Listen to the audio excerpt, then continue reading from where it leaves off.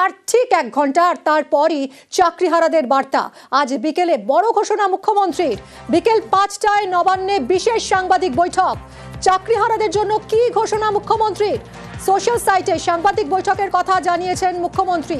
কথা বলবো সোমরাজ, আমার সহকর্মীর সঙ্গে। সোমরাজ, আজ বিকেলে অত্যন্ত গুরুত্বপূর্ণ এই প্রেস কনফারেন্স রয়েছে এবং নতুন করে বিজ্ঞপ্তি জারির শেষ তারিখ 31শে মে, মাত্র 4 দিন আর বাকি। এইরকম আবহে মুখ্যমন্ত্রী নিজেই জানিয়েছেন বিশেষ বার্তা দিতে চলেছেন চাকরিহারাদের। কি থাকতে পারে এই বার্তায়?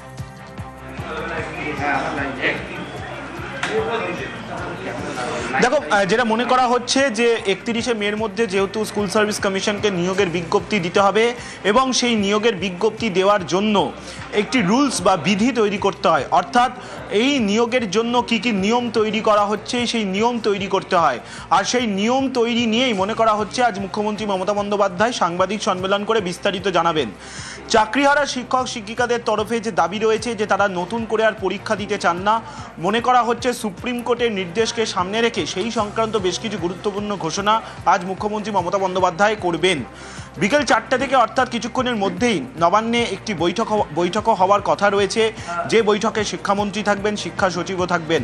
মূলত এই এসএসসির যে বিজ্ঞপ্তি এবং তাকে কেন্দ্র করেই মূলত এই বৈঠক বলে নবান্ন সূত্রে আমরা জানতে পারছি। সেই বৈঠকের পরেই মুখ্যমন্ত্রী মমতা বন্দ্যোপাধ্যায় সাংবাদিক সম্মেলন করবেন। সেক্ষেত্রে একদিকে যেমন এই শিক্ষক শিক্ষিকা নিয়োগের জন্য কি রুলস তৈরি করা হচ্ছে, সেক্ষেত্রে চাকরিহারা শিক্ষক শিক্ষিকাদের জন্য কোনো ছাড় দেওয়া হচ্ছে নাকি, যদিও সুপ্রিম কোর্টের যে নির্দেশ সেখানে রয়েছে তাদের বয়স সীমায় ছাড় দেওয়ার কথা। এছাড়াও রাজ্য সরকার আর কোনোভাবে তাদের জন্য ছাড় দেবে নাকি সেই নিয়েও কিছু গুরুত্বপূর্ণ ঘোষণা মুখ্যমন্ত্রী মমতা বন্দ্যোপাধ্যায় রাখতে পারেন বলেই মনে করা হচ্ছে। বিকেল 5টা নাগাদ মুখ্যমন্ত্রী মমতা বন্দ্যোপাধ্যায় সাংবাদিক সম্মেলন করবেন। অনেক ধন্যবাদ সোমরাজ।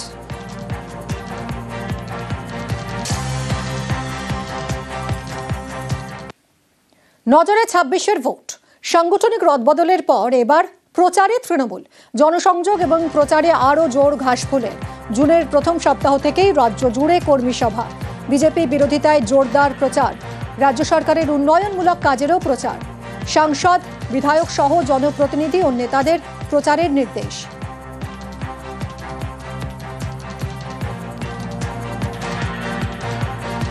কথা বলবো আবির, আমার সহকর্মীর সঙ্গে। আবির, অর্থাৎ এবার কোমর বেঁধে প্রচারে নামছে তৃণমূল, কি প্ল্যান? একেবারেই তাই, এবং সারা বছর কর্মসূচির মধ্যে থাকলেও বিধানসভা নির্বাচনের আগে কর্মী সভাগুলো সাধারণত করা হচ্ছে এমন একটা সময় যেখানে দাঁড়িয়ে এক দলীয় নেতৃত্ব, সাংগঠনিক দায়িত্বে থাকা নেতা কর্মীদের ভূমিকা বুঝে নেওয়া যাবে এবং তৃণমূল কংগ্রেসের বিভিন্ন ইস্যুতে অবস্থান কি সেটাও তারা মানুষকে তারা জানাতে পারবেন। এবং সেই কারণেই হচ্ছে বৃহত্তর আকারে এই কর্মসূচি নেওয়া হচ্ছে, যা জুনের একেবারে প্রথম সপ্তাহ থেকেই রাজ্য জুড়ে শুরু হয়ে যাবে। এর মধ্যে যেগুলো সর্বাধিক গুরুত্ব পাবে সেটা হচ্ছে এক, দুর্নীতি ইস্যুতে দলের অবস্থান সকলের সামনে আরো একবার স্পষ্ট করে দেওয়া। দ্বিতীয়ত হচ্ছে সাম্প্রদায়িক বিভাজন নয়, মিলেমিশে থাকতে হবে এবং তারা যেভাবে বিরোধী দলের উদ্দেশ্যে বিভাজনের রাজনীতি করার অভিযোগ তুলছে সেটা নিয়ে মানুষকে বোঝানো। এবং হচ্ছে যে রাজ্য সরকারের তরফ থেকে যে ডেভেলপমেন্টাল প্রজেক্টের যে কাজগুলো করা হচ্ছে সেই বার্তা দেওয়া এবং অবশ্যই গ্রামাঞ্চলের প্রচারে কেন্দ্রীয় বঞ্চনার কথা তুলে ধরা।